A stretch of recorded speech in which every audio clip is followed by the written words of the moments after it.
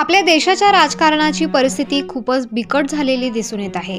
एकीकडे नेत्यांचे पक्षांतराच्या बातम्या, दुसरीकडे विविध राजकीय पक्षातील नेत्यांच्या एकमेकांवर ताशेरे उडवण्याच्या बातम्या।